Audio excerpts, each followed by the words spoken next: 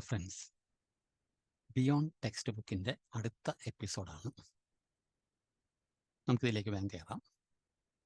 നിങ്ങൾക്ക് ചാനൽ ഇഷ്ടപ്പെട്ടാൽ ലൈക്ക് ചെയ്യുക, ഷെയർ ചെയ്യുക, സബ്സ്ക്രൈബ് ചെയ്യുക, കമൻസ് ഉണ്ടെങ്കിൽ കമൻറ്റ് ബോക്സിലിടുക. നമുക്കിതിലേക്ക് കയറാം.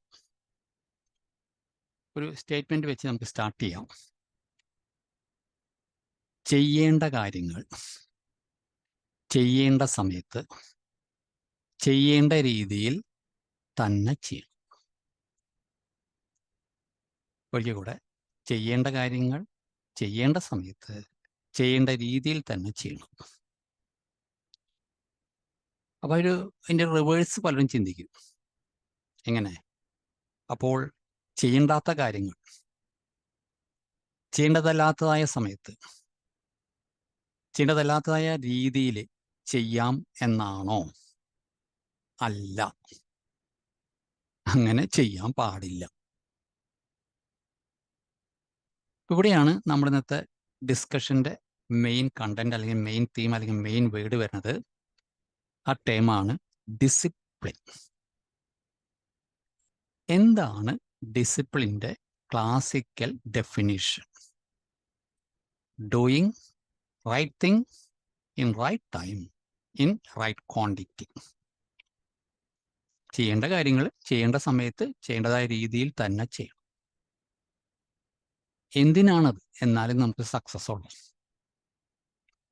എവിടെയെങ്കിലും മിസ്റ്റേക്ക് വന്നാൽ നമ്മുടെ ആ സക്സസ് ഒന്നില്ലെങ്കിൽ മൊത്തത്തിൽ ഫെയിലാവും, അല്ലെങ്കിൽ പെർസെൻറ്റേജ് ഓഫ് സക്സസ് ഡിക്രീസ് ചെയ്യും. അതിന് സംശയമൊന്നുമില്ല. മുമ്പ് നമ്മൾ ഡിസിപ്ലിൻ വിചാരിച്ചിരുന്നത്, നമ്മുടെ തെറ്റിദ്ധാരണ കൊണ്ടാണ് വിചാരിച്ചിരുന്നത് ഇങ്ങനെ കൈ കെട്ടിയിരിക്കണം, ശബ്ദിക്കാൻ പാടില്ല എന്നൊക്കെയാണ്. അതിൻ്റെ എക്സാമ്പിൾ ഞാൻ പറഞ്ഞുതരാം. നമ്മൾ താഴത്തെ ക്ലാസ്സുകളൊക്കെ പഠിക്കുമ്പോൾ, 1-ാം ക്ലാസ് 2-ാം ക്ലാസ് അതിലൊക്കെ പഠിക്കുമ്പോൾ ചിലപ്പോൾ ടീച്ചേഴ്സിന് ഓഫീസിൽ പോകേണ്ട ആവശ്യം വരും. പാരൻസ് വന്നിട്ടുണ്ടാവാം, അല്ലെങ്കിൽ പല ആവശ്യങ്ങൾക്കും പെട്ടെന്ന് പോകേണ്ട വരാം. അപ്പോൾ ടീച്ചർ വരുന്ന വരെ ക്ലാസ്സിൻ്റെ ചാർജ് മോണിറ്റർ അല്ലെങ്കിൽ ലീഡർ എന്നൊക്കെ പറഞ്ഞ പോസ്റ്റിൽ കുട്ടികളുണ്ടോ, അവരെ ഏൽപ്പിക്കും.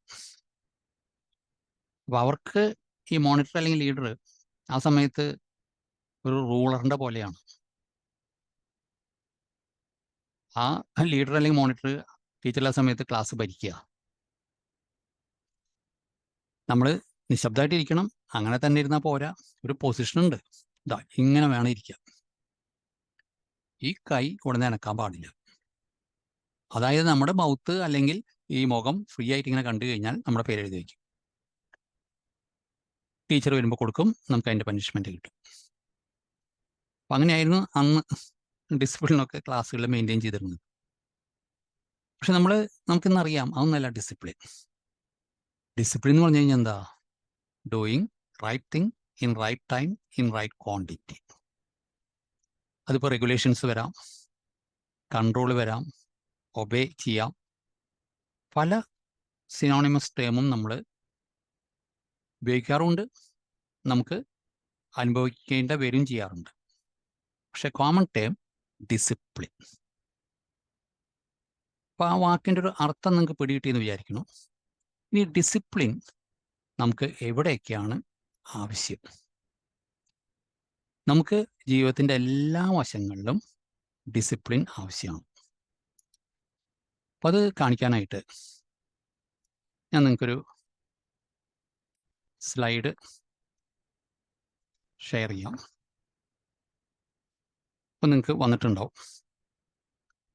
അതിൽ ഡിസിപ്ലിൻ അതൊക്കെ ഏതൊക്കെ ഫീൽഡിലാണ് അപ്ലിക്കബിൾ എന്ന് പറഞ്ഞൊരു 10-15 വാക്കുകൾ അവിടെ കൊടുത്തിട്ടുണ്ട്. ഇതൊന്നല്ല, അതിനുകൾ എത്രയോ ഉണ്ട്.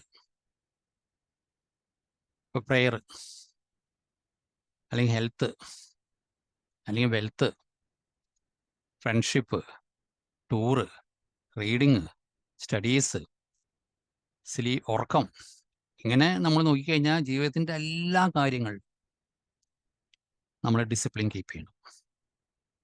അല്ലെങ്കിൽ അത് നമ്മുടെ ടോട്ടൽ ലൈഫിനെ എഫക്റ്റ് ചെയ്യും, പെർഫോമൻസിനെ എഫക്റ്റ് ചെയ്യും, എല്ലാ തരത്തിലും. ഇപ്പോൾ പണം നമ്മുടെ കയ്യിൽ ഇത്രയേ ഉള്ളൂ, നമ്മൾ അതിനേക്കാളും കൂടുതൽ ചിലവാക്കി എന്താവും? നമ്മുടെ കയ്യിൽ പിന്നെ പണം ഇല്ലാതാവും. ഹെൽത്ത്, അതുപോലെ ഏത് വേണമെങ്കിൽ എടുത്തു. അപ്പോൾ അത്ര ഇമ്പോർട്ടൻ്റ് ആയിട്ടുള്ളൊരു ഇവൻ്റാണ് discipline. Doing right thing in right time in right quantity. ഇതാണ് നമ്മൾ ഇന്നത്തെ ടോപ്പിക്. നിങ്ങൾക്ക് ഇഷ്ടമായെങ്കിൽ ലൈക്ക് ചെയ്യുക, ഷെയർ ചെയ്യുക, സബ്സ്ക്രൈബ് ചെയ്യുക, കമൻറ്റ് ചെയ്യുക. So keep your discipline in your life. Thank you. We can meet later.